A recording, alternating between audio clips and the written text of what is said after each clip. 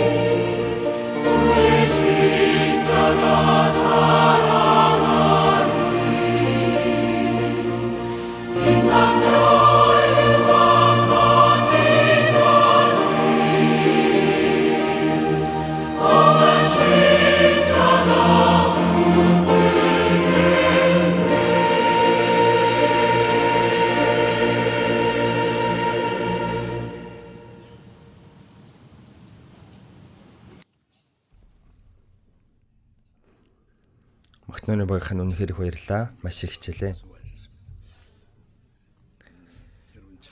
Тамхан магтандуу ер нь сонсохдоо за сайн дуулах нь муу дуулах нь гэж бодож сонсдог.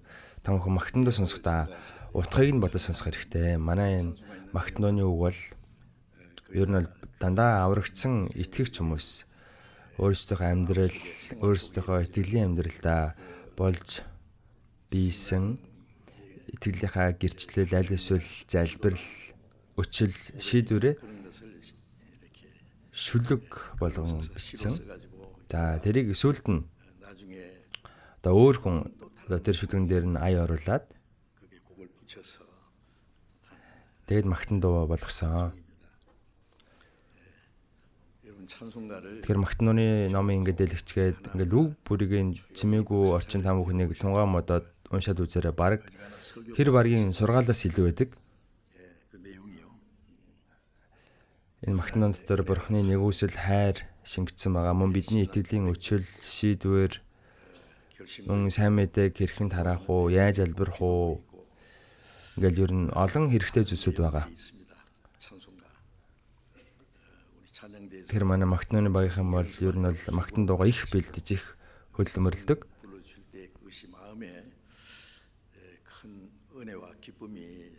За тэгэхээр ер нь бол тийм ээ дуулж байгаа хүмүүсийн дууг сонсоход бидэнд их сайхан нэгүсэлтэй байдаг. За бүгдээрээ Библиэс олж харъя. 1-р Петр 4-р бүлэг. 1-р Петр 4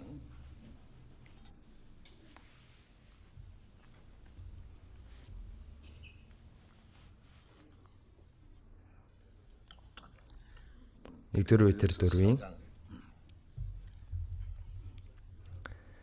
1-2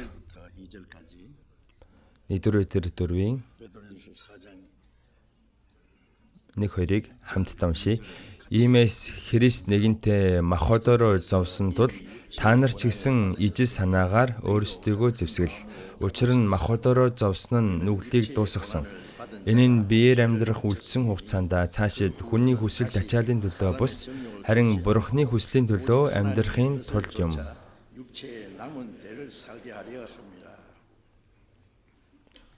За эсний өдөр ер нь хөвчлэн эзэн дотор оршдог амьдрал гэсэн сэдвээр үс урж байгаа. Эзэн дотор оршдог амьдрал. За өнөөдөр 7 дахь үг нь. За өөр сэдв бодож үзсэн л дээ. Гэхдээ яг нэг тохиромжтой гой сэдв олдохгүй байгаа ч ер нь бол хамгийн гой сэдв бол эзэн дотор оршдог амьдрал юм шиг байна. Иохан 15:3 дээр та нар миний хэлсэн үгээр хэдийн цэвэр болж миний дотор орших тун би ч та нарын дотор оршино гэж гарч байгаа. Эзэн өөрийнхөө үнэтэй цаар бидний нүгэл хэлэнцгийг уучилсан. За тэгээд нэгүслээрээ биднийг аварсан. Энэ үгийг ухаарах үед бидний сүнс цэвэрсэн. Тэгээд бүгдээ аврагдсан. Эзэн аврагдсан хойд миний дотор оршигтун гэж тушаасан. Оршигтун гэж байгаа энэ үг бол оршиж болно, оршихгүй байсан ч болно гэсэн утгатай шүү дээ. За жоох хүүхэд ингээл нэраа хүүхэд ээж аав гэр бүлийнхаа хайр халамжин дотор өсөөл томордог шүү дээ. Тэр хүүхдэд бол ээжээсээ холдож болохгүй шүү, ааваасаа холдож болохгүй шүү гэж хэлэх шаардлага байхгүй шүү дээ. Ягаад гэвэл тэр хүүхд ээж аавгаа орхиж явах хүч чадлаггүй юм чинь. Харин хүний хувьд болохоор бидний сүнс аврагдаа зогсохгүй. Бидний нөгөө махбод ч яг хэвээр байж байгаа. Бидний доторхон Бурхны хуулинд баярладаг. Тэгсэн хэрнээ бидний эрхтнүүдэд өөр хууль байгаа шүү дээ, тийм. Махбодын хүсэл байгаа. За тэр махбодын хүсэл Бурхны үгэнд их дургу. Өөрийнхөө хүснээр амьдрах гэдэг.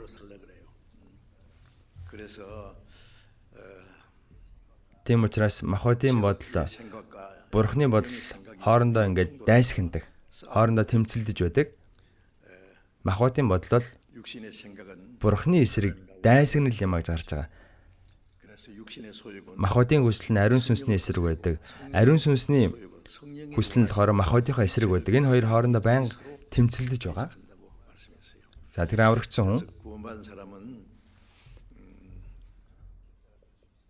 тэр юм хоёр одоо занц нартай байж болно гэсэн үг. За аврагдсан хүний хувьд болохоор Бурхны хайр нэгүслийг ухаарч гисэн Бурхны хүслийн дагуу амьдрыг гэсэн хүсэл байгаа. За гэхдээ нөгөө төрлөх зан чанар байгаа шүү дээ. Биднэрт нөгөө хуучин өмнөх зан чанар байгаа. Тэр маань болохоор Бурхны хүслийн дагуу амьдрахад их дургу өөрийнхөө махбодын төрлөх зангаар амьдрах дуртай өөрийнхөө аргаар амьдрах гэдэг. За тэгэд энэ махбодын хүсэл сүнсний хүсэл хоёр хоорондоо тэмцэлддэг. Тийм учраас 1-р Петр 2:11 дээр сэтгэлийн чинь эсрэг дайддаг махбодын хүсэл ачааллуудыг дарагтун цээрлэх тун гэж байгаа.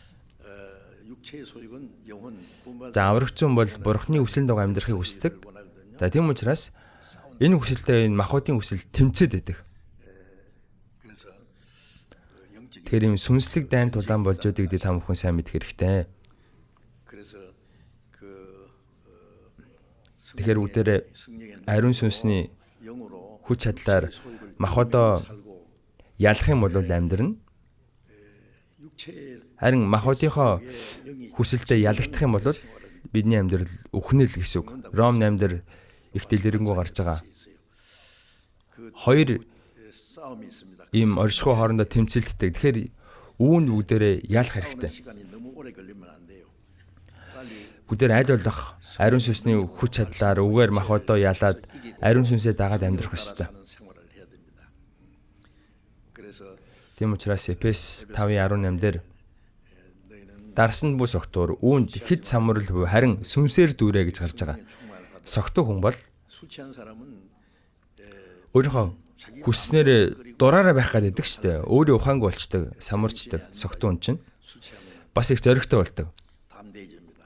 Тийм учраас дарсанд бүү согтур гэсэн. Ганцхан хүн дарсанд согтдог болов үгүй шүү. Зарим нь мөнгөнд, зарим нь эмгтэй хүнд, зарим нь энэ ертөнцийн зүйлсэд янз бүрийн хүмүүс ингээд солиороод автчихдаг, согтчихдаг. Тийм учраас ариун сүнсээр дүүрэ гэсэн. Аврагдсан хүний дотор ариун сүнс байгаа. Аврагдсан бол Бурхны нэгүслээр нүглээ уучлуулад аврагдсан мөнх амьтаа болсон, бас ариун сүнстэй болсон. Ариун сүнс гэдэг чинь эзний сүнс.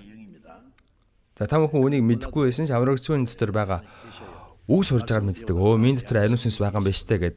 За нэлэх нэрээ хөхт бол өөрийнхөө би дотор зүрх байдаг юм уу, бөөр байдаг юм уу, элэг байдаг юм уу гэдгийг бол мэдэхгүй штэ. Байхгүйсэн ч байж л байгаа. Мэдэхгүй байсан ч байж л байгаа. Дараа нь том болоод одоо хүний бие эрхтний талаар сурж агаад миний бие дотор чинь элэг байдаг юм байна, бөөр байдаг юм байна, зүрх байдаг юм байна гэл нэг нэгээр нь мэддэг штэ. Яг үүнтэй адилхан аврагдах юм бол Бурхны бидэнд өгсөн тэр агуу нэгүслийг бүгдийг нь ойлгохгүй, бүгдийг нь мэддэггүй. Гэхдээ энэ Библийг сурж агаад миний нүглийг нэрээ мөнхөд уучлалцсан штэ. Би ингээд нэрээ дахин төрсөн, мөнх амьтаа болсон. Аврагдсан хүмүүсийн дотор мөнх амьтаа болсон гэдгийг мэддэггүй хүмүүс байдаг. Тийм учраас 1-р Иохан ном дээр та нар мөнх амьтаа гэдгийг мэдээсэй гэсэндээ би үүнийг бичлээ гэсэн үг гарч байгаа. Дээрэс нь ариун сүнс миний дотор байгаа юм байна. За үүнийг мэдхээр өмбөр гайхдаг. Эзэн миний дотор байгаа юм байна. Иохан 14:20 дээр тэр өдөр гэдэг нь аврагдсан өдөр шүү дээ. Та нар миний дотор, би та нарын дотор байхыг та нар мэдэх болно. Миний дотор байна гэдэг чинь, дотор нь байна гэдэг чинь ингэж нэгдэж байна. Нэг болсон гэсэн үг. Миний дотор байх тун гэдэг чинь үргэлж эзэн дотор байхыг хэлж байгаа. Эзэн дотор байна гэдэг чинь эзний нэгүсэл дотор, эзний амин дотор, ариун сүнсний хүч чадал дотор, үгэн дотор, эзний цагиргаан дотор, эзний хамгаалалт, удирдлагын дотор байх ёстой гэсэн утгаар хэлж байгаа үг. Тэгэхээр эзэн дотор байна гэдэг чинь дотроо маш олон утгатай. Христэд итгэгчийн амьдралыг тэр чигт нь эзэн дотор оршдог амьдралаа гэж хэлж болно. Дахин төрсөн хүний амьдрал. Дахин төрсөн хүний амьдрал чинь эзэн дотор оршдог амьдрал. За бүгдээрээ үнийг олон талаас нь сурж байгаа шүү дээ. За өнөөдөр бүгдээрээ эхлээд 1-р Петр 4-ийн 1 дээр гарч байгаа. Христ нэгэнтээ махбодороо зовсон тул та нар ч гэсэн ижил санаагаар өөрсдөө зэвсэглээ гэж байна. Эзэн биднийг аврахын төлөө тэр ариун нэгэн Тэнгэр газрыг бүтээсэн бүтээгч бурхантай эргэтгэж адилхан нэгэн хүний биеийг өмсөд. Есүс бол хүн биш. Есүс бол бурхан. Бурхантай яг адилхан. Бурхантай тэгш. Филиппо 2-ын 6 дээр хэдийгээр тэрээр бурхны дүр байсан ч бурхантай адилхан байсан. Гэхдээ тэр бурхантай тэгш байхыг хүссэнгүй. Харин өөрийгөө юу ч үгүй болгон боолын дүрийг авч хүнтэй адил болжээ гэсэн. Бурхан хүн дүрэгтэй ирсэн нэгэн бол Есүс. За тэгээд хүнээр энэ дэлхийд ирээ зогсохгүй. Есүс хааны ордон төрөөгүй, баян айл төрөөгүй, их ядуу нэг мужааны гэрт төрсөн. Есүсийг төрөх газар олдоогүй. За тэгээд малын сарвчанд Есүс төрсөн гэсэн. За тэгээд тэжээлийн дэвшинд Есүсийг тавьсан гэж байгаа. За малын сарвчанд малын эд тэжээлээ эддэг твш байдаг шүү дээ. Тэрэнд Есүсийг тавьсан. Дөрөнгүүд нь 30 гаруй жилийн хугацаанд ядуу айлд мужаа хийсэн хэн ерөн түүнийг хараад бурхны хүү гэж ер нь хэлэх юм бэ? Хэн ер нь түүнийг харчхаад бүтээгч бурхан гэж төсөөлөх юм бэ? Хүнээр төрөхдөө их ядуу айл төрсөн. 30 гаруй жилийн хугацаанд 30 жилийн хугацаанд бидэнтэйгээ адилхан хүнээр ар гэрээ авч явсан. Махбодороо ямар ч хамааралгүй гисэн аав Йосефтай туслаад төрсөн ээж Мариада туслаад ээж аавынхаа ачийг хариулсан. 30 нас хүрэмгцээ гэрээ орхиод Есүс Бурхны ажлыг гэж гисэн Йордан голд баптист Иоханоор хүртээд 3 жил хагасын хугацаанд Бурхны ажлыг хийсэн. Есүс 3 жил хагасын хугацаанд ажиллахдаа ор хоронгүй байсан. Үнэг нь Тэнгэрийн шуудад өөр байдаг, харин хүний хүү толгой орогдох газар үгүй гэж хэлж байсан. Тэр Есүс толгой орогдох газар олдохгүй байсан. Өдөр нь Иерусалимын ариун өргөн заримдаа талбай дээр олон хүмүүсийн өмнө гарч Бурхны үгийг тунхаглаж оройн Иерусалимаас жоохон зайтай газар Чидүн уулан дээр би Иерусалимд 3 удаа очижсэн. Очих тоолондоо би Чидүн уул руу очисон. Чидүн уул нь Чидүн мод байгаа, олив мод шүү дээ, тэ. Шамнартайгаа хамт тэнд Есүс унтдаг байсан. Шамнартайгаа хамт тэнд нөхөрлөөл өөрийн шүүдэр зохиулаад Есүс чигтэй хувцастай л унтдаг байсан. Ганцхан Чидүн уулан дээр биш, олон газараар явж ер нь бол их л хэцүү амьдарсан. Гэм нүгэлгүй тэр нэгэн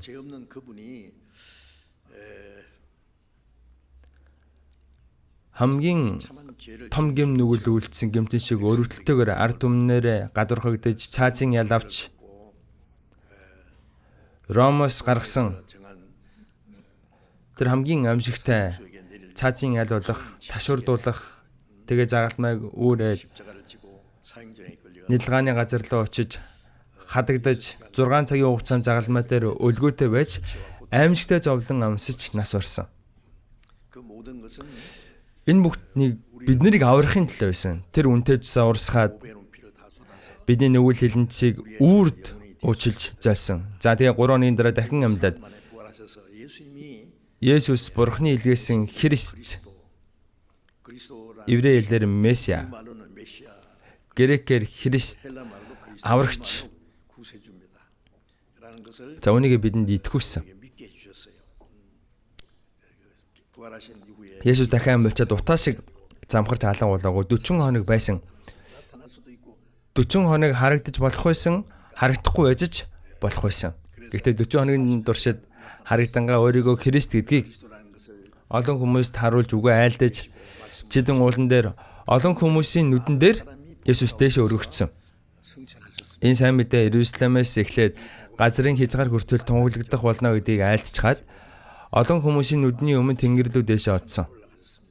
Тэнд байгаа хүмүүс тэндээс холдохгүй тэнгэр ширтэл зогсоод байгаа гэсэн. Есүс үүлэн дундуур ороод алга болчиход байхад хүртэл дээш хараад зогсоодсэн. Тэр үед нь хоёр тэнгэр илчих гарч ирээд юун та нар тэнгэрөө ширтэн зогсно вэ? Тэр та нарын харж байгаачлан дахин ирэх болно.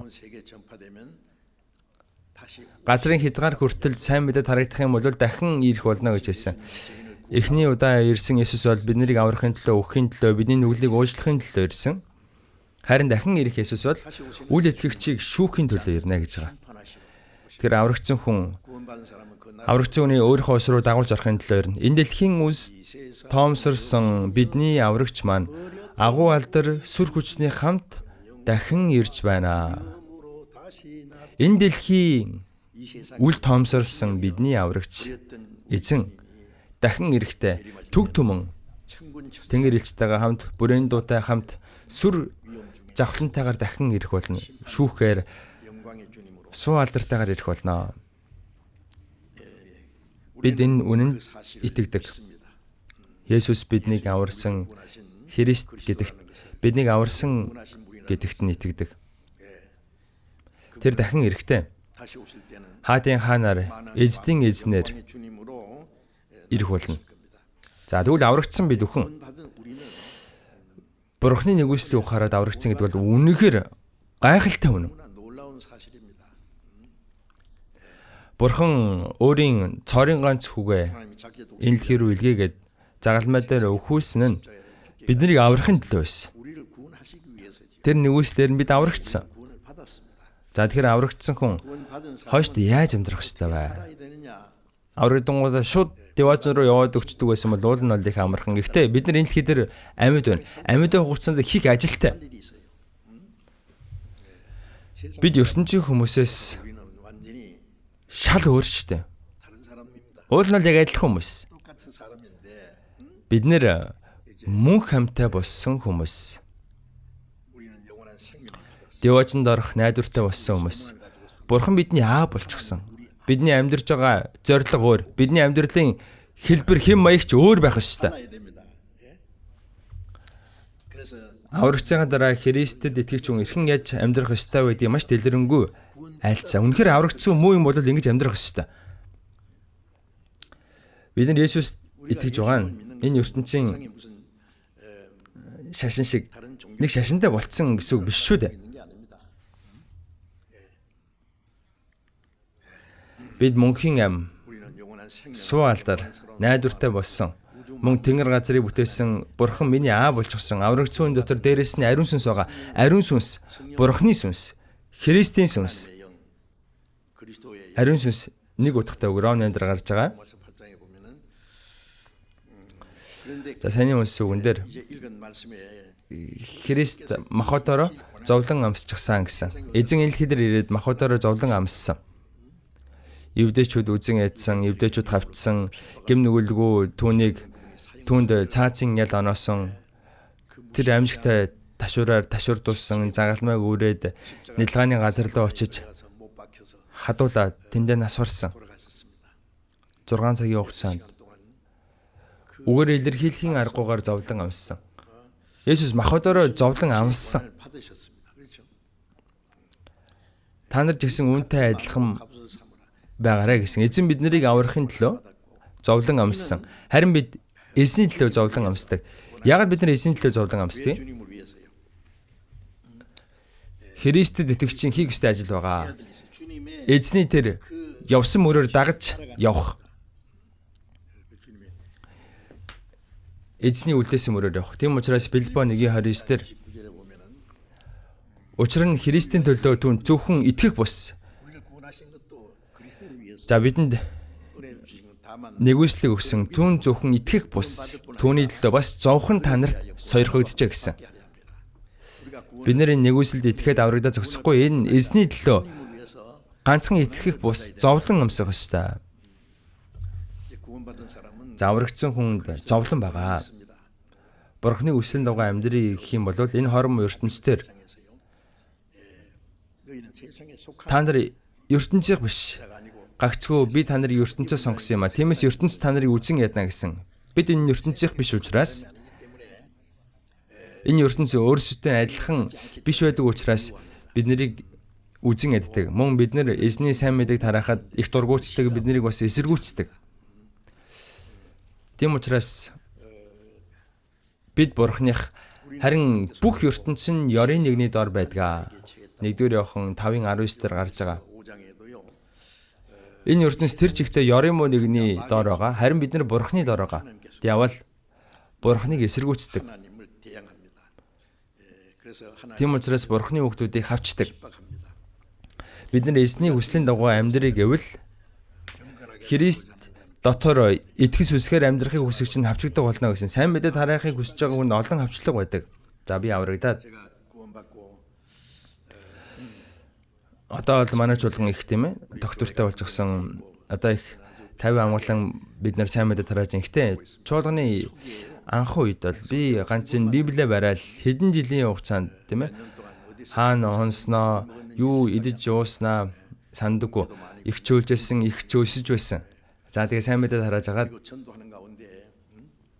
аврагчсан хүмүүс ингээл байнга нэмэгдэнгүүд хин тэр үед үзэн яддаг байсан байг бол өөр итгэгчнэр үзэн ядал хавчдаг байсан. Мартин Лютер католикийн санвартан байжгаад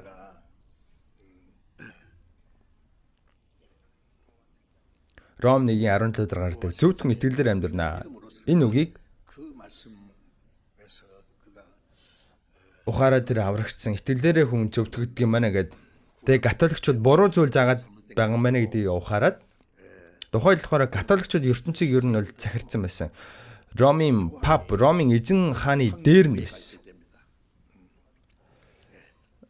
Ромын пап эзэн хаанаа томилдог, заримдаа хаан ширнээс нь унгадаг байсан. Их агуу хүчтэй байсан бооз.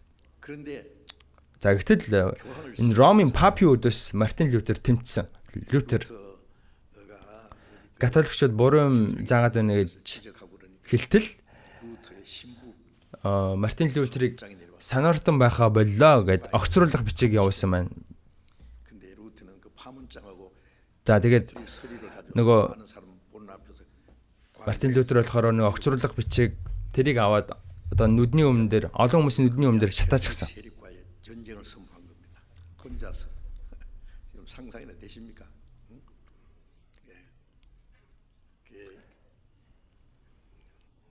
За англиар нэг ийм ном байдаг шүү дээ. Here I Stand. За би нөгөө теологийн сургууль сурдаг байхдаа тэр номыг аврагдахаас өмнө сурж байсан. Одоо Германд байгаа Усонгон гэдэг пастор Мартин Лютерийн Here I Stand гэдэг номыг Солонгос хэл рүү орчуулж байсан. За тэр ном дээр гарч байгаа. Тэрийг та бүхнийг олоод уншаарай. За Лютер католикчуудын өдөөс хэр ширүүн тэмцсэн талаар гарч байгаа. Лютерийг алах гад цаазын ял оноох гол байсан. Гэтэл Лютер бууж өгөөгүй эцсийн хүртэл тэмцсэн. Бурхан Лютерийг хамгаалсан. Шашин шүүхэр орох үед нь Мартин Лютер чи өөрийнхөө хэлсэн үг бичсэн зүйлээ бүгдийг нь устгаа гэсэн. Тухайн болохоор нөгөө бичихч машин, хэвлэгч машин яг гараад ирчихсэн байсан. Тийм учраас Мартин Лютер тухайд нөгөө Библи байхгүй байсан учраас католикчуудын хэлсэн үгийг хүмүүс шууд дагаал үйлддэг байсан. Тэрийг даахгүй байх юм бол гаж буруу урсгалынх ингээл чи гаж буруу урсгалын сонин нийтлэл гаргаж чинь гээд маш олон хүмүүсийг католикчууд алдаг байсан байна. Зарим нь шатаагаад тэгээд Мартин Лютерийг шүүх хурал дуудсан байна. Вормын шүүх хурал дуудаж оруулсан байна. За найзууд нь битгий яваа гэж хэлсэн. Гэтэл Лютер тэнд Вормын шүүх хурлын танхимын дээврийн варны ширхэг шиг олон дайсан байсан ч би очноо. Би эзэнтэйгээ хамт очноо. Тэгээ шашны шүүхээр орохоор очсон байна. За Ром папыг хол байсан учраас ирээгүй гэхдээ олон санвартангууд Мартин Лютерийг шүүх гээд зогсож байсан. Мартин Лютер чи өөрийнхөө хэлсэн үг бичсэн зүйлээ бүгдийг нь устгах гэсэн. Тэр үед Лютер ингэж хэлсэн. Би өөрийнхөө хэлсэн үг, өөрийнхөө бичсэн зүйлээ Библийн дагуу буруу зүйл надад олдоогүй тохиолдолд би нэг ч үг устдахгүй гэсэн. Тэр үед нэг үг хэлээ залбирсан. Хера истэн бурхан минь би энэ зогсож байна. Та намайг хамгаалаач.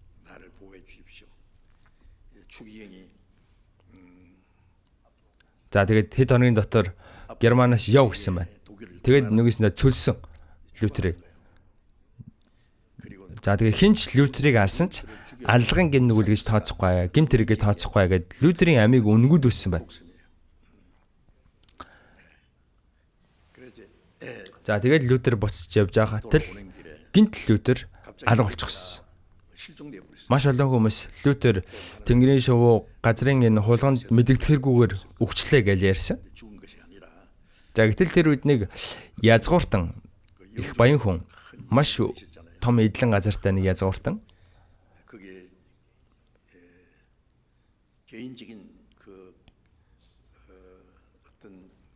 одоо хувийн нөгөө цэргүүттэй.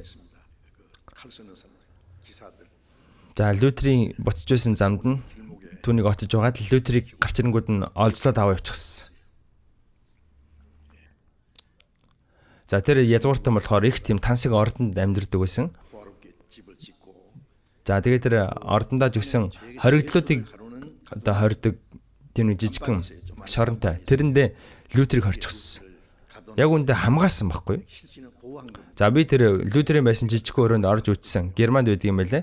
Тэнд Лютер суужгаад Библийг герман хэл рүү орчуулж байсан. За Библийг орчуулж байсан жижигхэн нэг ширээн одоо хүртэл тэнд байдаг юм байлаа. Яагаад би үүний талаар ярьж байна гэвэл Лютер аврагдаад энэ сайн мэдээг тараахад дэлхийд тэр чигтээ католикт автцсан байсан. Лютерийг алах гал. Харин тэр бурхан эцэг хүртэл Лютерийг хамгаалсан. Яг би Лютер шиг тийм айхтар хавчгдаагүй гэсэн. Сайн мэдээ намайг анх тараад жоход маш олон хүмүүс намайг үзэн ядаж хавчаал алахыг оролдож байсан. Гэхдээ бурхан өнөөдөр хүртэл намайг хамгаалсан. Одоо л манай аврагдсан хүмүүс бол хэтэрхий олон байгаа учраас ямар ч аюул байхгүй л та. Дээр үед бол аврагдсан хүмүүс цөөхөн байхад бол намайг ер нь устгах гэж, намайг ер нь хөнөөх гэж оролддог хүмүүс байсан. Христэд итгэгч хүмүүс. Анх үед. Гэхдээ бурхан намайг хамгаалдаг байсан. Үнэхээр гайхамшигтай. За иймэрхүү зүйл бидэнд тохиолддог маа гэхэд бүх хүнд, бүх Христэд итгэгч нарт бурханы хүслийн дагуу амьдарч сайн мэдээг тараа гэх юм бол заавал хавчлага ирдэг гэдгийг битгий мартаарай. Зовлон гэж байгаа. Олон сорилтч байх болно. Эзэн биднийг аврахын төлөө зовлон амссан. Харин бидний итгэлээс ахихын тулд, итгэлээр амьдрахын тулд, сайн мэдээд хараахын тулд бидэнд амсах ёстой зовлон гэж байгаа. Бурхан зовлон өгдөг. Христ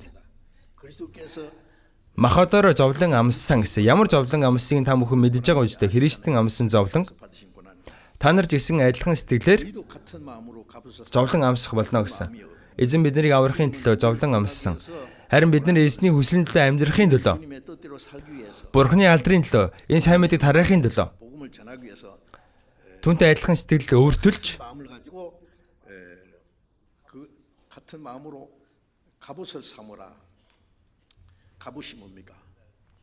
за дээр үед цэргүүд дайнд явахдаа хоёуг дуулга өмсдөг байсан. За тэр нь болохоор сумнаас хамгаалаад, элднээс хамгаалаад их батуух одоо хоёуг дуулга өмсөд явдаг байсан. Тэгэхээр аль сэтгэлээр ингэж өөрсдөө зэвсэглээ гэдэг нь бидний энэ хорм ертөнцийн амьдарч явах хугацаанд энэ бол бидний зовлонгоос тийм хамгаалах зэвсэг юм аа. Тэр эзэн найдаад амьдрах юм бол тэр бидний одоо энэ хоёуг дуулга зэвсэг болно. Энэ нь махбодороо зовсон нь нүглийг дуусгасан гэсэн үг. Махбодороо зовсон нүглийг дуусгасан гэдэг нь юу гэсэн үг юм бэ? Хүмүүсээ бид нар аврагдаад итгэлээр амьдрахын тулд эзний хүслийн дагуу амьдрахын тулд сайн мэдээ тараахын тулд үнэхээр та хоёр өөрийгөө зовлон амсаж байгаа гэж бодож байгаа юу? Би яг тэгж байгаа гэж та хоёр нь боддоггүй? Адилхан сэтгэлээр Таг адилхан сэтгэлтэй байдгүй. Адилхан сэтгэлээр энэ хоёр дуулгыг өмсөө гэсэн. Учир нь махбодороо зовсон нүглийг дуусгасан гэж хэлсэн. Нүглийг дуусгасан гэсэн үг. Одоо л гин нүгэл хийх боломж байхгүй цаг чалга. Гин нүглийг хэн идэх юм мэдгүй. Завтай хүн идэг. Бид эсний төлөө хөдөлмөрлөө хичээгээл өдөр шөнөгүй залбирал сайн мэдээ тараагаал ингээд ах юм бол бидэнд гин нүглийг цаг гарахгүй шүү дээ. Ундаг дугуй. Дөрөөгөө жигээд урагшаа явж ижил унахгүй шүү дээ. Зогсох юм бол унна. Христэд итгэж хүн. Эсний үгийг сахиад, эсний үгэнд дуулууртай байгаад, эсний хүслийн дагуу амьдарч сайн мэдээг тараах хэрэгтэй. Бидэнд хийх ажил өчнөө их байна. Гэхэд зөө зовлон байна. Хавчигднаа.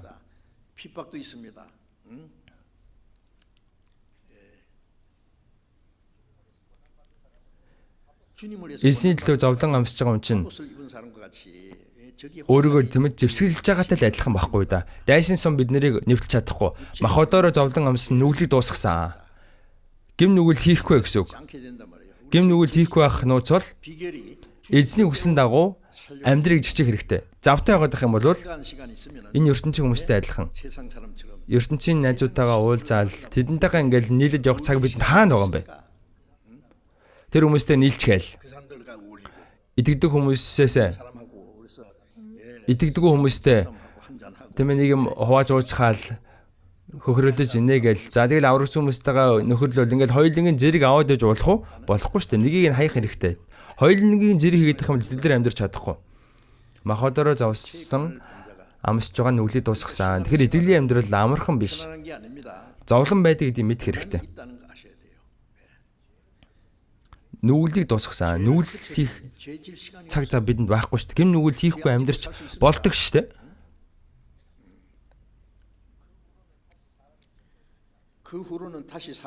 Дахиж хүний хүслийн дагуу бишээ гэсэн.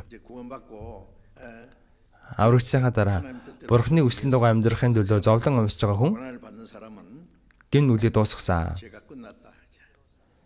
Эзний хүслийн дагуу амьдрж байгаа хүн гим нүгэл их зав байдаггүй. Дахиж хүний хүслийн дагуу биш. Тэгсэн хүн дахиж махбодийнхаа хүслийн дагуу амьдрдаггүй.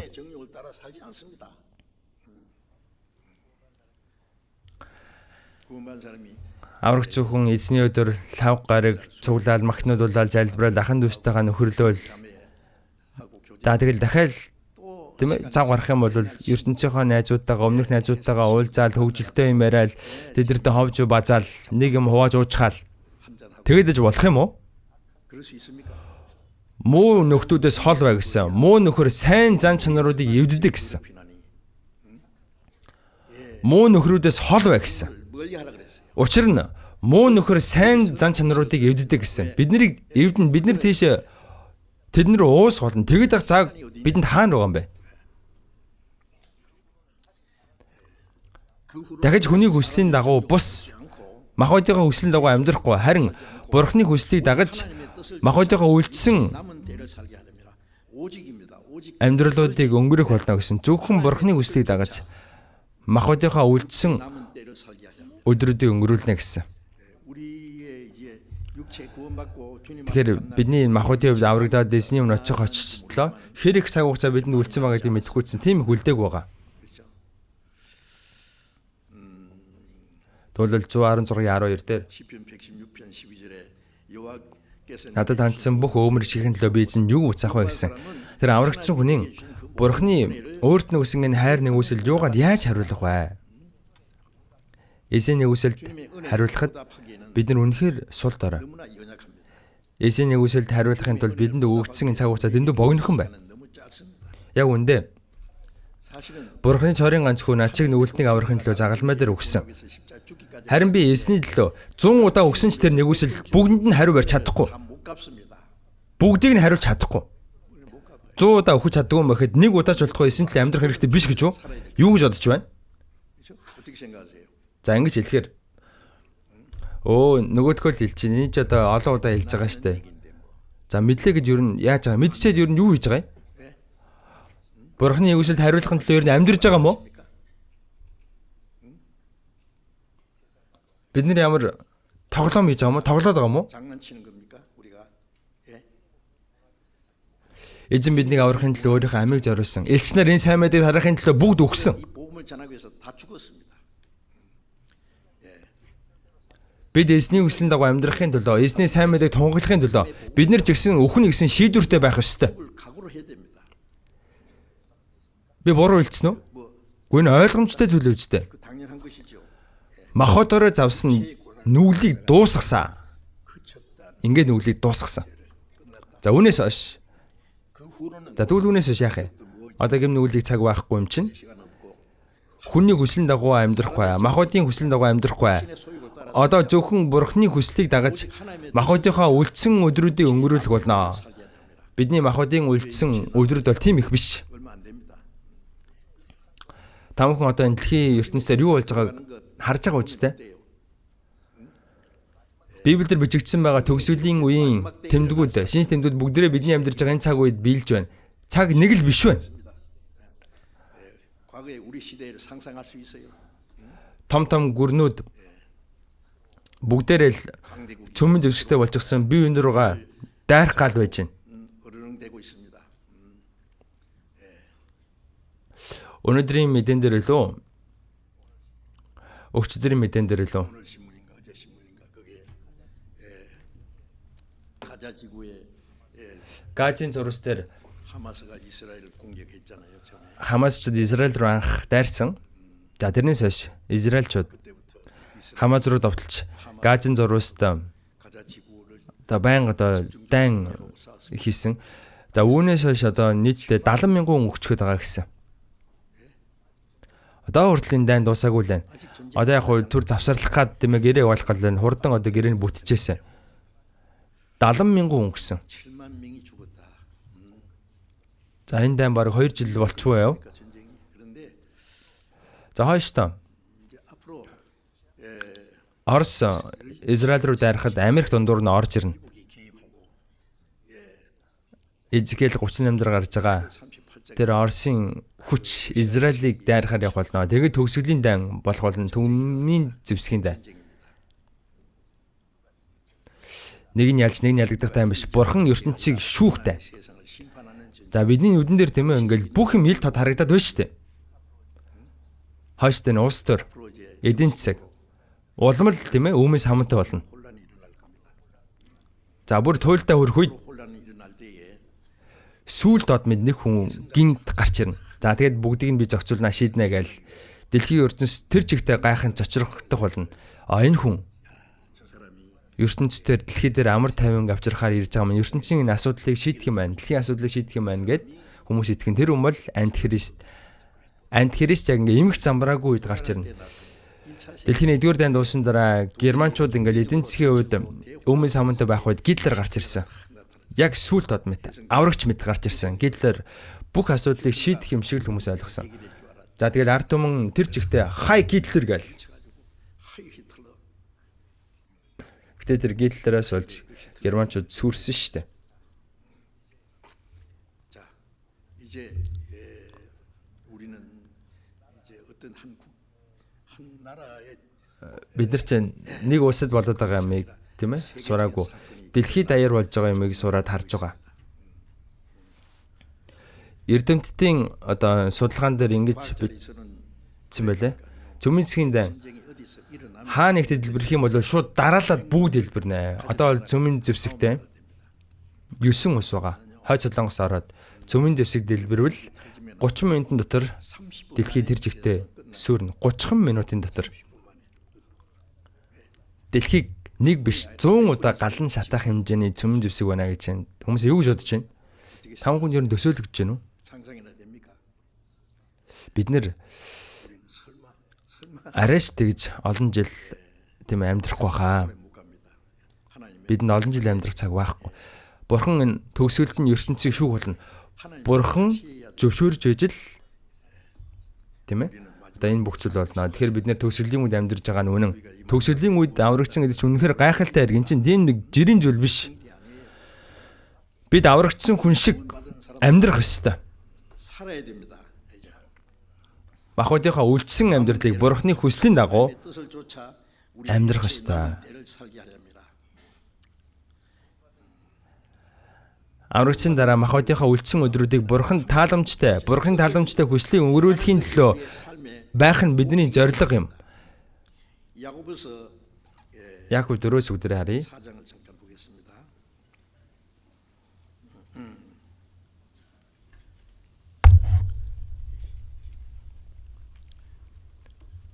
Яаков 4 야고보서 4장 4:15 хамт уншия.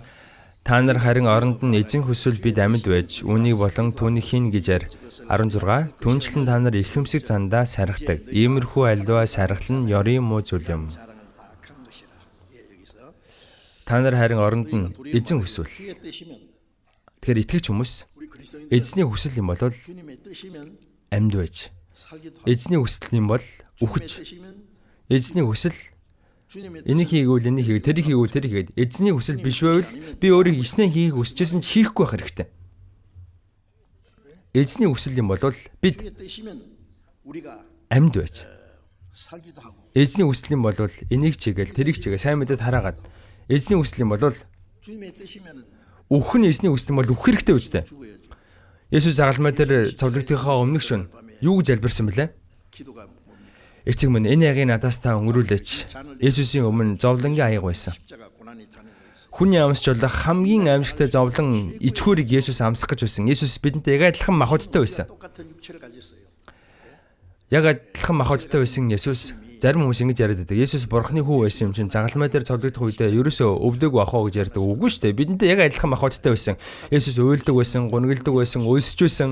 Есүс ташуурдах юм бол өвддөг байсан. Яг бидэнтэй адилхан хүн байсан. 우리 똑같은 사람이라니까.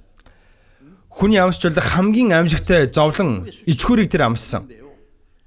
Есүс боломжтой 할 수만 있으면 болж өгвөл энэ загалмай дээр би өөхгүйгээр 내가 죽지 않고 гүйцэлднэ бүтнэ гэвэл та энэ аягийг надаас өнгөрүүлээч гэсэн. Энэ аягийг Есүс уухгүйгээд өнгөрүүлчих юм бол бид нар бүгд энэ аягнаас суугаад там руу орно. Гэхдээ Есүс эзэн минь миний хүслээр биш та өөрийнхөө хүслийн дагуу үйлдээрэй гэсэн. Загалмай тэр ичхүүр зовлон би амсах нь Бурхан аавын хүсэл муу юм бол би таны хүслийн дагуу үйлдэ. Эцгийн хүсэл муу юм бол би таны хүсэл дуулууртай байж захирлаа гэсэн. 빌립보서 2장 Билиб 2:8 дээр үхэлд загалмайн үхэлд хүртэл дуулууртай байваа гэж гарч байгаа. Үхэлд хүртэл дуулууртай байсан. Бурханы хүсэл шууд дуулууртай байж захирагдсан. 그래서 Тэгэхээр бид нар эзний хүсэл юм бол амьд байж, үхэж, энийг чигээ тэрийг чигээд эзний хүсэл биш гэвэл 주님의 залбирч үзээд эзний хүсэл биш байх юм бол хийхгүй байх хэрэгтэй. 뜻이면 하지 말아야 됩니다. Эзний хүсэл мөн үү биш үү гэдгийг сайн ялгаж салах хэрэгтэй. 하고요. Итгэлийн амьдрал бол 그 신앙생활은 итгэлийн амьдрал бол 비장한 шийдвэрээр болдог зүйл юм аа. Өөрийнхөө үснээр амьдарч байгаа тийм эзнүүд болох юм бол сайхан хувцас өмсчихөөл. За тэгэл магтнууд уулаад 것에서 찬송 부르고 сургаалын нэг үд сонирхолцохол 설교 감상하고 хідэн дөрөв өргөчгөөл гарч ирээл хүснээр амьдрал. 오면은 마음대로 살고 Бурхан ямар тоглоом юм уу? 하나님 놀립니까?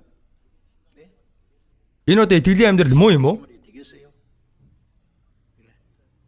Бид нар эзний өдөр цуглах юм бол залбираад магтнууд уулаад энэ чуулган гэдэг үгний утга бол 가르칠 교자 заахын тулд цуглдсан хүмүүсээ сурахын тулд цугласан хүмүүсээ гэсэн. Бурхны үгээр бид бүхэн тийм ээ Бурхны үгээр заалгуулсан дагуу амьдрах хэрэгтэй. Сургаа сонсчоод 설교 зүгээр үзэл сонирхч бол мартаад байх юм бол ямар хэрэг байгаа юм бэ? Сонсоод мартаж байгаа мартагч бас харин хэрэгжүүлэгч байх хэрэгтэй гэж хэлсэн. Гэхдээ сонсоо мартчих юм бол 버리면 하나님 Бурхныг үл тоочно гэсэн үг үстэй. Тийм биз дээ? 그렇잖아요. Гэхдээ сонсчоод үйлдэхгүй байх юм бол ямар хэрэг байгаа юм бэ? Аав нь хүн ингээд аавынхаа үгэн сайн сонсчоод үйлдэхгүй байх юм бол аавыгаа үл тоочно гэсэн үг үстэй. Бурхан аав бидэнд үл тоогдож болох юм уу? 당하면 되겠어요? Бид нар юу яах гэж сурдаг юм бэ? 우리가 왜 배우? Энэ үгийн дагуу амьдрахын төлөө сурдаг үстэй. 대로 살기 위해서 배우잖아요. 예? Ром 12-оос харъя. 로마서 12장을 Ром 12. 읽습니다. 로마서 12장.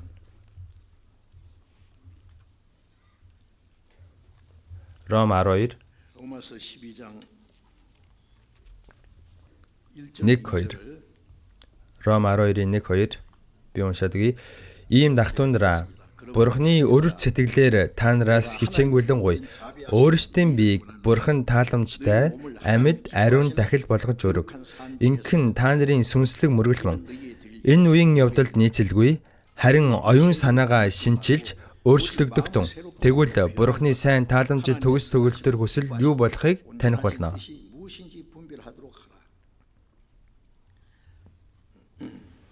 Тиймээс ах トゥ нараа аврагдсан хүмүүсийг хэлж байна.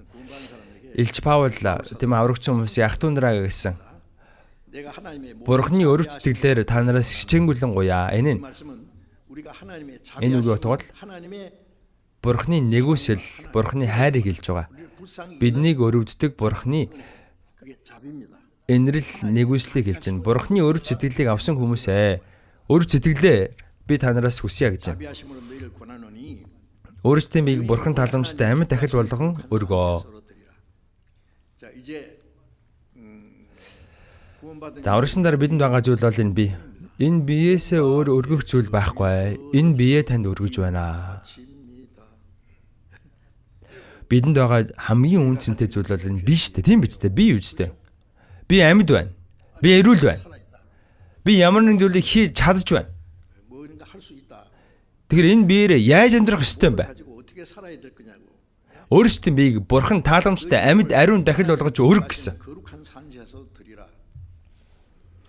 Эдрэг 26-гийн 19-20 дээр та нар өөрсдөө өөрсдийнх биш бөгөөд Бурхан та нарыг үнэтэйгээр худалдан авсан. Эзэн үхэж урсгасан тусаараа бидний биеийг худалдаж авсан. Эдрэг 27-гийн 23 дээр та нарыг үнэтэйгээр худалдан авсан юм а гэж гарч байгаа. Өөр орчуулга дээр та нарыг их үнэтэй төлбөрөөр худалдаж авсан. Хүмүүсийн бол бүү болоо гэсэн маш үнэтэйгээр биднийг худалдаж авсан.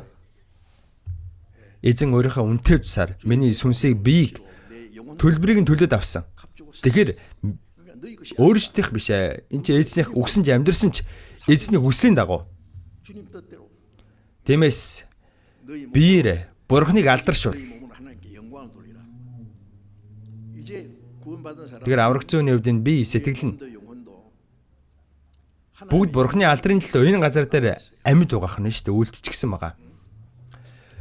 Хиний өмч болсон гэдгээ сайн санаараа. Та өөрийнхөө биш шүү дээ. Миний юм гэж юу байгаа юм бэ? Хаана байгаа юм? Эзэн биднийг үнэтэй төлбөрөөр худалдаж авсан. Бид нэр тамрын ох гэмтэн байсан. Гэтэл эзэн биднийг үнэтэй төлбөрөөр тэндээс татан гаргасан. За нэг боол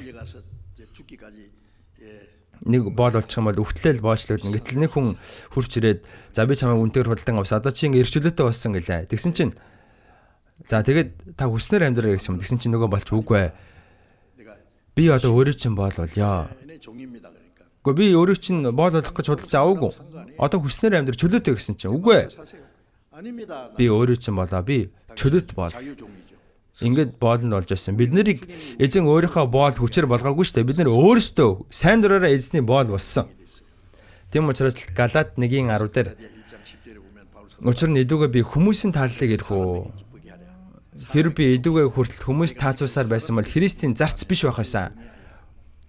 Өөрийгөө баярлуулахын төлөө биш, бусдыг баярлуулахын төлөө биш, зөвхөн эзнийг баярлуулахын төлөө. Яагаад вэ? Яагаад гэвэл эзний боол болохоор.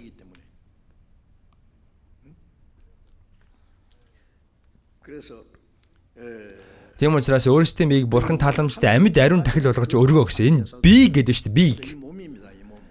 Энэ бие Бурханд амьд тааламжтай дахил болгож өргөө. Бурхан тааламжтай амьд ариун дахил болгож өргөө. Бурханы баярладаг тааламжтай дахил болгож өргөх гэсэн. Хуучин гэрийн Израильчууд хойно юм уу туглаар дахил өргөдөг байсан. Тэрийг нийтлээ дахил өргөдөг байсан. Харин бид нарыг амьдараа энэ амьдралаараа дахил өргөө гэсэн. Өөрсдийн биеийг амьд ариун дахил болгон өргөө. Энэ бол та нарын сүнслэг мөргөл юм а гэсэн. Одоо хүртэл хүмүүс сүмрүү явахаараа мөргөл үйлдэхээр явна гэж яриад байдаг. За би дунд ангийн 6 дугаар анги дахтаа Бусанаас чуулганд явдаг байсан. За манай сургууль нөгөө Христийн сүмээс гаргасан байгуулсан чуулган. Тийм учраас заавал сүмд явах хэрэгтэй байдаг байсан. Эзний өдөр очихоор нөгөө настай пастор хуйлмарлан ном ингээд хэлчихгээл. За бүгдээрээ хамт мөргөлөө үлдъё. Сүнсээр болон үннээр мөргөлөө үлдэх ёстой. ингээл баг зэрэг хоолойгоо чичрүүлж ярих хэвээр. 이게 됩니다. Вибратортай юм шиг. 바이블로서는 일이 나겠죠. Тэгэх юм бол бүгд ингээл чив чимэнгүү болол тийм ээ сүсэг бишрэлтэйгээр хийдэг. За ингээл мөргөл дууслаа гэж тэгдэг. Мөргөл дуусах юм бол яг үндэ баларна шүү дээ. Тэр мөргөл муу юм уу? Тийм мөргөл ер нь Библиэр хаана гарч байгаа юм? Энд чинь ерөөсөө шүтэн шүтж байгаатай л адилхан хэрэг. Энэ бол мөргөл биш. Иохан 4-дөр Есүс ингэж хэлсэн. Бурхан бол сүнс, түүн мөргөгчт нь сүнсээрээ үннээр мөргөх ёстой гэж айлцсан. Эцэгт өөрт нь ийхүү мөргөгчийг тэр ирж байна гэсэн. 이기 때문에 Бид нар ингээл сүсгэлгээр тийм ээ нүдэ ань залбир нүү, нээ залбир нүү. Энэ махуудыг бол Бурхан нэг хайхтар чухал тооцохгүй шүү дээ. Энэ махуудыг бол Бурхан бол сүнс, түүн мөргөгчт нь үннээр болон сүнсээр мөргөх ёстой гэсэн. Үннээр болон сүнсээр гэдэг чинь ариун сүнс болон үннээр аврагдсан үний хэлээд байна. Аврагдаагүй бол сүнс байхгүй юм чинь мөргөл өлдөж чадахгүй. Аврагдсан дотор ариун сүнс байгаа учраас үннийг дагаж, ариун сүнсээ дагаж амьдрах хэрэгтэй. Тэгэх юм бол тэр амьдрал нь тэр зэгтээ Бурханд мөргөл болно гэсэн үг. Ром 로마서 12장 12:1 дээр өөрсдийн биеийг Бурхан тааламжид амьд ариун дахил болгож өргөө гэсэн. Бурханы хүслийн дагуу амьдарж байгаа бүх зүйл чинь жинхэнэ дахил юм. Энэ бол та нарын сүнслэг мөргөл юм а гэсэн. Сүнслэг мөргөл. 영적 예배입니다. За мөргөл эхлэе, мөргөл дуусгах гэсэн бол аахгүй. Бидний амьдрал чинь тэр чигтэл мөргөл. Бидний хэлж байгаа үг, бидний гаргаж байгаа үйлдэл, бидний бодол, 하는 거, 생각하는 거. бидний энэ Бурханыг баярлуулж байгаа бүх зүйл чинь Бурханы хүлээн авдаг амьд ариун дахил юм а. Сүнслэг мөргөл юм а. Тийм биз дээ? 그렇죠. За мөргөл үйлдэх үедээ ингээд сүсэг бишрэлтэй байж байгаа мөргөл дуусангууд зоргоор амьдарч болох юм Бурхан ямар шүтэн юм уу?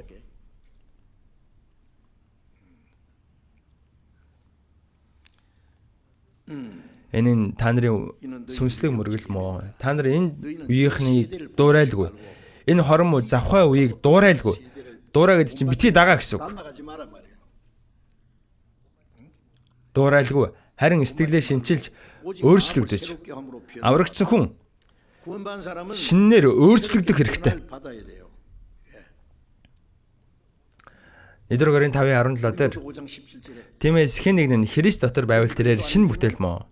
Христ дотор байна гэдэг чинь 그리스도 안에 있다는 거. 구원받은 사람은 тийм ээ аврагдсан үнийг хэлж байгаа. Шинээр бүтээгдсэн үнийг хэлж байгаа. Харагтун хуучин өнгөр чинь болсон байна. 새것이 되었다. Аврагдахаас өмнөх 받기 전에 нөгөө гин нүгэл дотор амьдарч байсан амьдрал дууссан. Одоо шинэ хүн болсон, шинэ бүтээл болсон. Хар гэж штэ. Харагтун. 봅시다. 볼 수 있어요. Хар гэж байгаа чинь ингэж амьдраа гэсэн үг. 반드시 살아야 돼요. 응? 저는 결혼 주례 За би хорим олон удаа хөтлж байсан. 그 За нөгөө хоримоо хийх байгаа хүмүүст би ингэж хэлдэг. За ахын дүүс маань одоо Христэд итгэжийнхаа хувьд Бурханы хүсэл ба алдрын төлөө амьдрахын төлөө хоримоо хийж байгаа шүү. Хорим бол тийм ээ ийм зорилготой хийж байгаа. Та хоёр л сайхан амьдрах гэж хоримоо хийгээгүй. Бурханы алдрын төлөө амьдрахын төлөө хоримоо хийж байгаа шүү гэж хэлдэг. Тэр аврагдсан хүн ингэж амьдрах ёстой. 이렇게 살아야 된다. Энд чинь тийм ээ ингэж харагтун гэдэг чинь ингэж амьдраа гэсэн үг. 요즘에 우리 За сүүлд ер нь манай ахын дүүс маань хоримоо хийчихэд үнэхээр 정말 сайн мундаг амьдарч байгаа гэж бодож байна. Энд чинь хараа л гэсэн үг байхгүй юу? 반드시 Битгий ичмэр зүйл хий. Ингэж хар гэсэн үг. 반드시 Өмнөх жил өнгөрөн оцоо харагтун шин болсон байна. 새것이 되었다. Шин тэнгэр шин газар дээр орохын тулд шин хүн болох хэрэгтэй шүү дээ. 새 사람이 돼야 됩니다. Тийм биш гэж үү? 예? 아닙니까? Сүмд явдгаараа л ингэж өөр байгаа дэж болох юм уу? Христэд итгэгч гэдэг нэртэй болцохоор л ингэж өөр болчтой гэсэн үг юм уу? Христэд итгэгч нь Христэд итгэгч хэрнээ. Жохон буруутгах юм бол энэ чинь хуурамч Христэд итгэгч болж болно гэсэн үг. Библиэр гарч байгаа Христэд итгэгч хүмүүсийн талаар та бүхэн мэднэ үстэй. Сэтгэлээ шинчилж өөрчлөгдөө. 함으로 변화를 받아 Энэ үеийг энэ завхаа хором үеийг дуурайлгүйгээр 따라가지 말고 예? харин сэтгэлээ шинчилж 오직 마음을 өөрчлөгдөө. 새롭게 함으로 변화를 받아. Бидний зан ааш өөрчлөгдөх хэрэгтэй. Бидний сэтгэл өөрчлөгдөх хэрэгтэй. 변해야 돼요. Ариун сүнс үгээр биднийг өдөр болгон шинчилж өөрчилдөг. 변화시킵니다. Аврагдаа чуулган дотроо үгээ байнга сураадах юм бол би нэр хизээ юм уралцсан юм. 언제 내가 이렇게 달라졌지? Бүр өөрийгөө хараад үргэлж гайхна. 놀랄 거예요. ертөнцийн найзуудаас та шал өөр болоод хол болчдөг. ертөнцөөс шал өөр болчдөг. Сэтгэлээ шинчилж өөрчлөгдөж Бурхны тааламжийн сайн төгс төгөлдөр хүсэл юу болохыг мэдээ гэсэн. Сэтгэлээ ингэж өөрчлөгдөөд сэтгэлээ шинчилж өөрчлөгдөх юм бол Бурхны сайн тааламжийн төгс төгөлдөр хүсэл юу болохыг таньж мэдээд тэр Бурхны хүслийн төлөө амьдрдаг. Энэ бол Бурхан дөрвж байгаа сүнслэг мөргөл.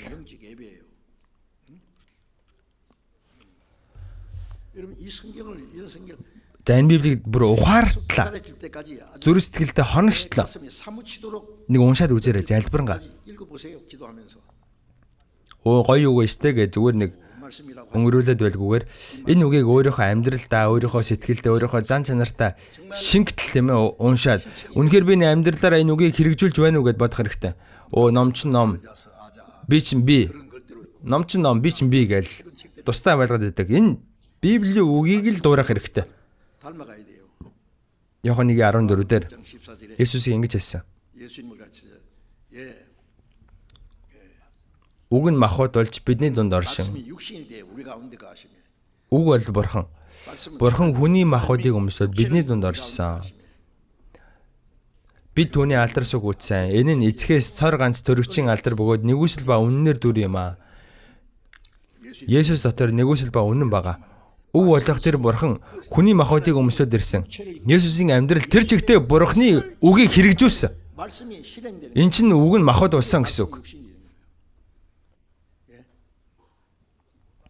Бид хүнцэн аврагцсанаа дараа итгэлээр өсөх хугацаанд бидний хувьд гэсэн энэ үг махбод болох хэрэгтэй. Энэ үг миний махбодоор тэр чигтээ хэрэгжиж гарч ирэх ёстой. Энэ Библийн ганцхан сураал, мэдээл үйлдэхгүй байгаадах юм бол ямар хэрэг байгаа юм бэ? Ухаарад өөрийнхөө амьдрал сэтгэлдээ энэ үгийг хэрэгжүүлэхийн төлөө, сахихын төлөө энэ Библийг сурдаг үстэй тийм биш юм уу?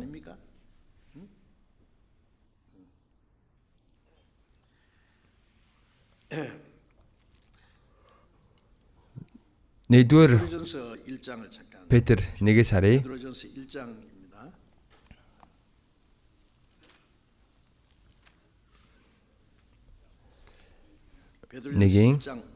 Нэгдүгээр Петр 1-ийн 5-аас 5절부터 베드로전서 1장 5절부터 5-аас 7 хүртэл. 7절까지. За би уншаад үгэй. Эцсийн үед илчлэгдэхэд бэлэн буй авралын төлөө та нар итгэлээр Бурхны хүчээр хамгаалагдсан ажээ.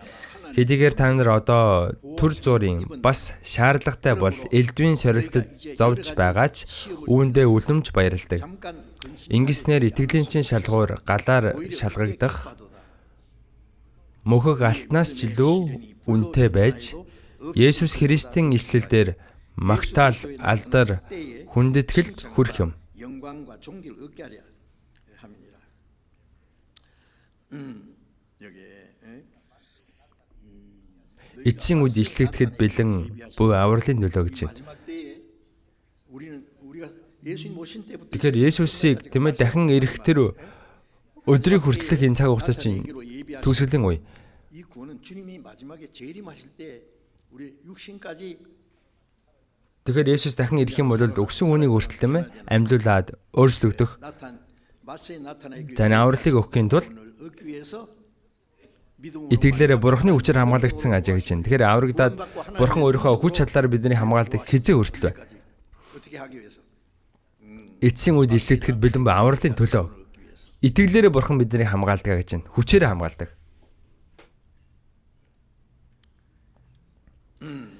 За эзэн ирээд сүнс нь махбод нь өгсөн хүн амьлна. Бид нар болохоор амьдараа эзэнтэй уулзах тийм цаг үед амьдарч байна. Энох шиг. Яагаад өгөөл? Эзэн дахин ирэх үед дэндүү ойрхон болчихсон байгаа нь баттай үнэн. Ийм зүйлсүүд биелэхийг хараад хүнийхүү үүдэн дээр ч ойрхон ирсэн байгааг мэдэгтэн гэсэн. Эзэн ирэхээс өмнө ийм зүйл болно гэсэн. Нэмэрхүү зүйл биелж байгааг та бүхэн харах юм бол эзэн үүдэн дээр ч ойрхон байгаа мэдэгтэн гэсэн. Одоо ч та бидний энэ цаг үеийг хэлээд байна. Өнөө үе шиг ийм цаг үе өөр хизээ болж ирсэн юм бэ? Энэ сайн мэдээ дэлхийд дээр тунгаглагдаж байна. Сайн мэдээ газрын хязгаар хүртэл тунгаглагдах юм бол төгсгөл ирнэ гэсэн. Төгсгөлийн үед бэлэг хөстэй шинж тэмдгүүд бүгдээрээ биелчихэд байна. 악한 자는 그대로 Хормоо хүмүүс нь улам хормоо болоод байна. Ариун хүмүүс нь улам ариун байж. Деваз руу орох хүн шиг өөрийгөө бэлдэж, там руу ороход тийм ээ. Одоо зогсдогоор өөрийгөө бэлдэж байна. Ишлэл 요한계시록 22장 22 дээр гардаг. Зөв бусыг үйлдэгч нь зөв бусаа үйлцээр л байг. Бузар муугаараа л байг. 때가 가까웠느니라. Учир нь цаг ойрхон байна гэсэн. 판이에요. Деваз руу орох хүн шиг өөрийгөө бэлдэж, там руу орох хүн шигээ тийм өөрийгөө ингээл бэлдээл явж штэ. Ингэж гэм нүглэр дүрч байна. Тав хүн аль талд нь зогсож чинь дунд нь ингээд хоёрын оронд байгаад байна уу? Эцсийн үед итгэдэгт бэлэн бүх авралын төлөө та нар итгэлээрээ Бурхны хүчээр хамгаалагдсан ажээ. Аврагцсан хүн эзэн ирэх үед өгөх авралыг бидэнд өгөхийн төлөө эзэн хүч чадлаар биднийг хамгаалдаг. Энэ хормоо ертөнцийн битгий утгалдаасаа гэд битгий зөхрөөсөө гэд. Бурхан өөрийнхөө хүч чадлаар биднийг хамгаалдаг гэж. Хэдийгээр та нар одоо төр зуурын бас шаардлагатай бол элдвийн сорилтон зовж байгаа ч үүндээ үлэмж баярлалаа. Эзэн бидний хүч чадлаараа хамгаалдаг ч олон зовлон бидний амьдралд байдаг. Эзэн биднийг дасгалжуулдаг. Дасгалжуулахын тулд зовлон зүгээр өгдөг. Олон сорилтыг бидэнд өгдөг. Төр зуурын зовлон гэж штэ. Зарим хүмүүсийг Бурхан санхүүгийн асуудалд оруулдаг. Махуудыг нь тэмээ хэцүү байлгадаг. Гэр бүлд нь хэцүү зүйл тохиолдуулдаг. Итгэлээр амьдрахад нь тэмээ хэцүү байлгадаг. Олон элдвийн сорилтууд байгаа. 그래서 잠깐 근심되지 않을 수 없어요. 우리 육신이 있기 때문에 그런 고난과 어려움이 있으면 잠깐 Тэгэхээр ингээл итгэлийн амьдрал хэцүү зүйл тохиолдох юм бол бид нэр түр зовдгоо. Гэтэ үүндээ үлэмж баярлалтай гэж байна. Яагаад вэ? 왜요? Ингэснээр итгэлийн чинь шалгуур гэж штэ. Шалгуур гэдэг чинь. 시련이라는 것은 За зэрэгт орсон хүн одоо эхлээд 훈련받는 거죠. бэлтгэгддэг те. Бэлтгэл хийдэг. За сүүлдээ айхтар ширэн бэлтгэхгүй л ах шиг байна. Намайг 제가 зэрэгт байхад 그 훈련받는 거 제가 яг л ингээл жигнэс дайм болж байгаа юм шиг л бэлтгэдэг байсан.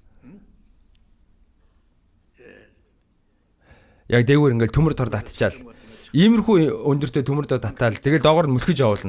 Тэгэл дээгүүр нь дандаа ингээл шүршдэг бугаар шүршээл буудаг гэсэн. Жинхэнэ бугаар буудаг гэсэн. Толгоо дээшлүүлэх юм шууд буудуулаад өхөн. 맞 죽어요. За бэлтгэлийн үеэр ингээл жомоохон илүү үлдэх юм бол өхөн ингээл торон доогоор мөлхөөл явдаг байсан. 기억해야 되고 Өсөх үе байсан. 배고플 때도 있고 Үнэхээр хатуу ширүүн бэлтгэл хийдэг байсан. Хүнд бэлтгэл хийдэг байсан. За бүр тусгайгийнхан бол 특공대원들은요. тусгайгийн зэргүүдийг бол онгоцоор ингэж явж байгаа. Тэгэл ширэнгөө хайчдаг гэж байгаа. Хин ч байхгүй газар. Тийш очиж өөс судгаж идэл, могоо барьж идэл, мэлхий барьж идэл, яаж хийж байгаа тэндээс амьд гарч ирэх ёстой гэж байгаа. Тэгэх юм бол тийм хүмүүс бол эгэл жирийн хүнд байдаггүй тийм онцгой хүчтэй болдог гэж байгаа. Тэг тийм тусгай хүн болдог гэж байгаа. 특공대원. За тийм учраас 그래서 하나님이 우리를 Бурхан итгэлийн шалгуур гэсэнтэй. Бурхан биднийг дасгалжуулдаг. 단련시킵니다. За ямар ч зовлон даваад 어려움도 이길 수 있다. гарах хэмжээний болгодог. Итгэлийн чинь шалгуур 시련이 불로 연단해도 없이 гадар шалгагдах мөхөг алтнаас ч илүү үнэтэй. 금을 단련하는 게 За алтны уурхаагаас гарч ирсэн алтанд цэвэр алт гэж байхгүй. Маш олон хольцтой байдаг. Тэрийг гаргаж ирээд 캐내 가지고 бодисонд хийждэг. За тэгээ бүрэн ингэж хайлуулдаг. 완전히 녹입니다. 녹이면은 Тийм бол дотор нь байгаа бүх хольц нь ингэж арилждаг. Хольц байх юм бол дахиж хийгээл. 또 집어넣고 Тэгээ бүх хольцыг нь гаргаад шижир алт болгодог. 점검이 됩니다. Гадар шалгагдах 불로 연단해도 없이질 мөхөг алтнаас ч илүү үнэтэй. 금보다 더 귀한 Есүс Христийн илчлэл дээр 예수 그리스도의 나타나신 магтаал алдар хүндэтгэлд хүрэх юм аа. 칭찬과 영광과 존귀를 얻게 하려 합니다. Эзэн ийм дасгалжуулалтаар бидний итгэлийг 믿음이 단련될 때에 бэлтгэдэг бахан. Тэгэд эзэн ирэх үед алдар магтаал хүндэтгэлд хүрэхийн тулд юм аа гэж байна. 존귀를 얻게 한다. 예, 우리 믿음의 시련 구원받은 편하 Тэр аврагдсан хүн тийм ээ эзэн дэрэгд байлаа гэдэг дандаа амар тайван байхгүй шүү дээ. Эзэн шалгадаг, галаар шалгадаг. Йов 23:10 дээр 23장 10절에 보면은 Йов ингэж хэлжсэн. Эзэн та намайг шалгасан. Би алт мэд урагч гарч ирнэ. 점검같이 나오리라. Эзэн намайг шалгах юм бол эзэн намайг 제거될 때까지 эзэн минь дотор байгаа энэ 단련하시면 우리 хольцуудыг арилгах хүртэл намайг шалгадаг. Энэ хольцын надаас арилтал, гартал. 지금같이 되리라. 그래서 Тийм учраас төрхөн хугацааны зовлон гэж байгаа. 있습니다. 고난. 2 дугаар Тимот 2 дугаар бүлэг. 2 дугаар Тимот 2-ын 10. 1장 10절 잠깐 봅시다. 디모데 후서 1장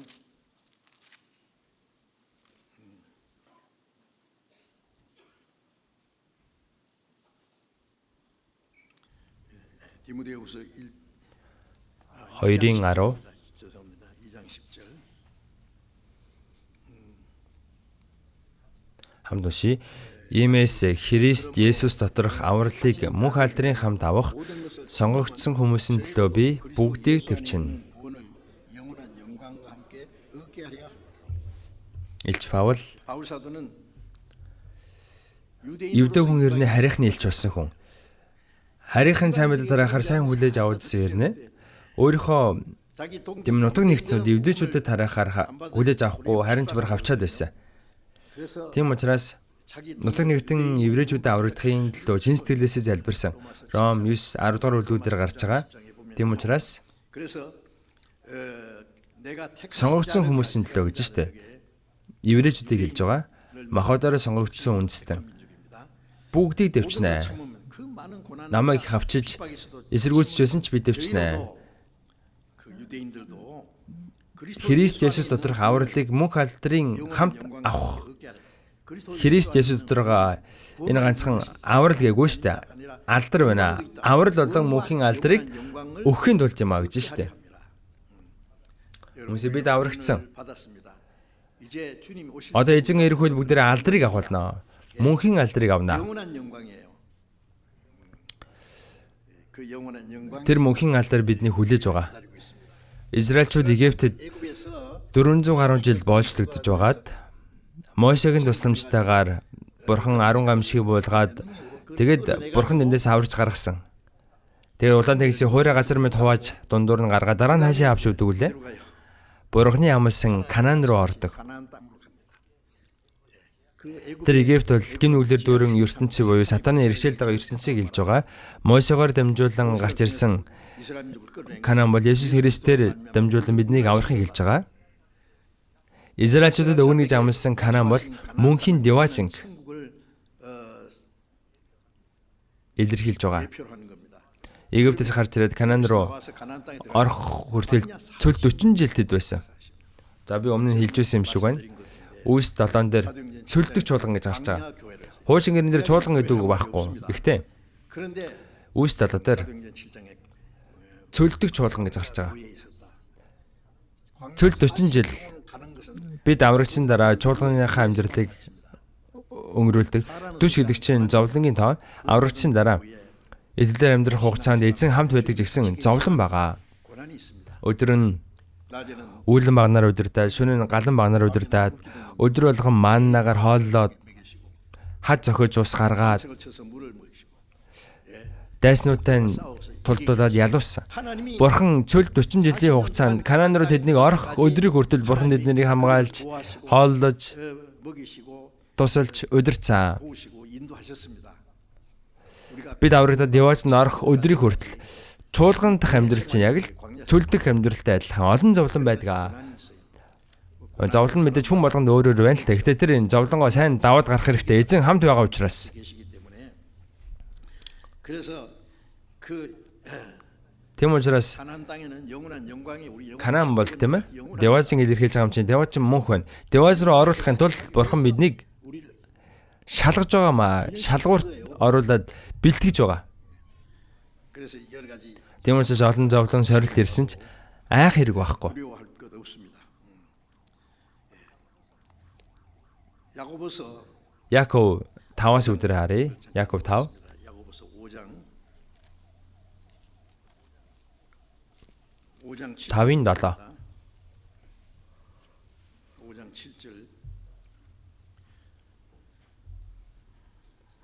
Хамт уншия. Тиймээс ах дүүндраа эзнийг ирэх хүртэл төвчээртэй байгтун, харагтун, тариачин хөрсний үнэт үр жимсийг хүлээж эрт ба оройтсон борог ортол төсвөрлөдөг шүү дээ. 8. Та нарч бас төвчээртэй бай. Эзний ирэх нь ойрцсон тул зүрхээ чангал. Ах дүүндраа эзнийг ирэх хүртэл төвчээртэй байгтун. Ягаад төвчээртэй байх ёстой юм бэ? Яг л олон зовлон шалгуур байдаг. Эзэн ирэх өдрийн хүртэл төвчээртэй бай. Тариачин хөрсний үнэт үр жимсийг хүлээж эрт ба оройтсон борог ортол төсвөрлөдөг шүү дээ. Та нар ч бас төвчээртэй бай. Эзний ирэх нь ойрцсон тул зүрхээ чангалаа. Тэгэхээр энэ үг бол бидний амьдарч байгаа цаг үед хамгийн тохиромжтой. Бид нэр эзэн дахин ирэх нь тун ойрхон болчихсон цаг үед амьдарч байна. За Библиэс дахиад нэг ишлэл харъя. Еврей 5.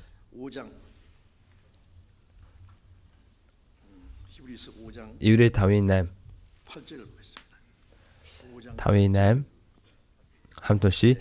Тэрээр хүүн байсан хэрн зовсон зүйлсээсээ дуулууртай чанарт суралцсан. Тэр төгс болгогдсноороо өөрт нь дуулууртай байдаг бүхэнд мөнх авралын их хүнсэн болсон бөгөөд. За тэр гэдэг нь Есүс Христийг хэлж байна. Тэр хүүн байсан хэрнээ дуулууртай чанарт суралцсан, зовсон зүйлсээсээ. Бурхны хүү хэрнээ зовлонгоос дуулууртай байж суралцж төгс болсон гэж бидний аврагчаар төгс болсон байна. Еврей 2:10 дээр улаан будаан ганц уур газар тунаад олон үржим сургуулсан шиг цорын ганц хүү үхэд олон хөвгүүдийг амьдуулахын тулд олон хөвгүүдийг цог жавхалтанд авчрахтаа гэж гарч байгаа. Авралыг зовлонгоор төгс болгосоо. Эзэн аврагчийнхаа хувьд төгс болгохын тулд зовлон амссан байна. Тэрээр хүүн байсан хэрнээ амсан зовлонгоос дуулууртай байдалд суралцсан. Аврагчийн хувьд тэрээр дуулууртай байдалд суралцсан байна. Өөрт нь дуулууртай байгаа бүх хүнд мөнхийн авралыг өгөхийн тулд бид нар ч гэсэн зовлонгоор дуулууртай байдалд суралцдаг.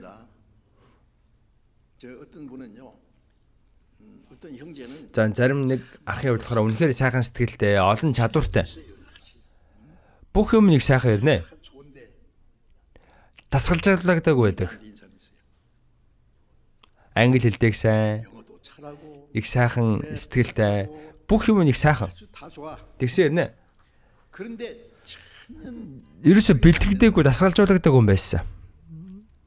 Сайхан орчинд ингээл ерөөхдөө их жаргаж өссөн. Жохон эцэм тохиолдохоор яхаа мэдгүй болчдөг.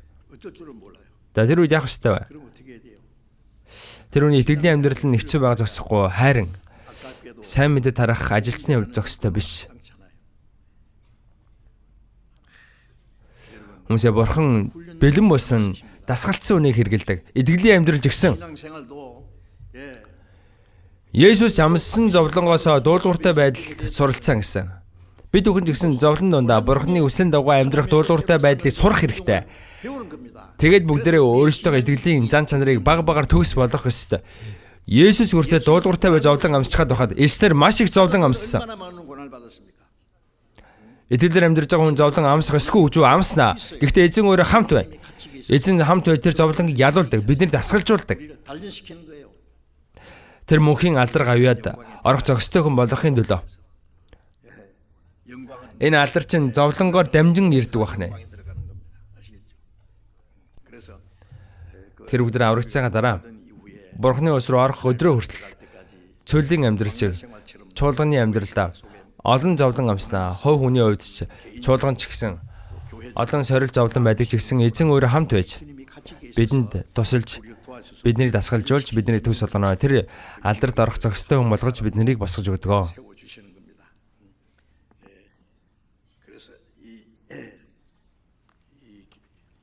Тэр эзэн хамт байдаг.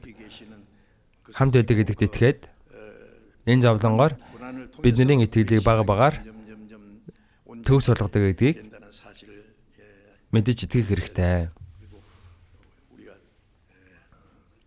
Бид нар ганц үгээрээ бурхны хүүхэд биш. Үгээрээ ганцхан Христэд итгэж биш. Бодитор бурхны хүүхдийн дайтай Христэд итгэж хүнийхээ хувьд шинэ хүн шиг 새 사람답게 амьдрах ёстой. 살아야 됩니다. Израильчууд тийм Египт рүү буцах гэсэн хүмүүсийг бүгдийг нь алсан мэднэж байгаа ёстой. Цөлд байгаа хэрнээ Египт рүү явмаар нь буцмаар нь тэр үед бид нар гоё байсан гэсэн хүмүүсийг яасан юм бэ? Цөл 40 жилийн хугацаанд бүгдийг нь алсан биз дээ. Тэгс нэр төрсөн хүмүүс. 태어난 사람들. 그거는 Тэр нь юу хэлж байгаа л 뭘 말합니까? тэр хүмүүс Канаан руу орсон. 가나안 땅에 들어갔는데 Шинээр төрсөн дахин төрсөн хүмүүс л үнэхээр шинэ хүн болсон, Бурхны үгэнд дуулууртай болсон хүмүүс л 들만 남아서 Деваж руу орсон. 들어갈 겁니다. Дундаас нь ингэж хаягдаж хоцорч болохгүй. Хамт залбирцгаая. 기도하겠습니다. Өршөөнгөө бидний Бурхан амин. Бурханаас хол байж гэм нүгэл дунд амьдарч байсан биднийг та өрөвдөн хайрлаж 사랑하셔서 бидний амсах ёстой хараа сэтгэлийг эзэн та өмнөөс мөн амсаж ямар ч гавьяа байгуулахад биднийг аварж өгсөн тэр агуу нэгүсэл талархаж байна. Одоо аврагдсан бид хүн үлдсэн амьдралаа Бурхны усад орох өдрийг хүртэл эзэн бид нарыг хамгаалж, сахиж, удирдах байгаа гэдэгт итгэн талархаж байна. Бурхны усад орох өдрийг хүртэл бидний үлдсэн амьдрал эзэн та өөрөө удирдах, эзэн та өөрөө захирч бидний дундаас нэг ч хүн хоцорохгүй байхаар, хаягдахгүй байхаар та удирдах өгнө. Эзэн дахин ирэхэн тун ойрхон болчихсон байгаа энэ цаг үед бид бүхэн ариусгагдаж Бурхан авдаа алдрыг өргөж 영광을 돌리고 Бурхны хүүхдийн хувьд зөв зөвхөстэй амьдрч чадхад 우리의 삶을 та бидний удирдаарай. Бидний эзэн Есүсийн нэрээр гуйж залбирлаа. Амен.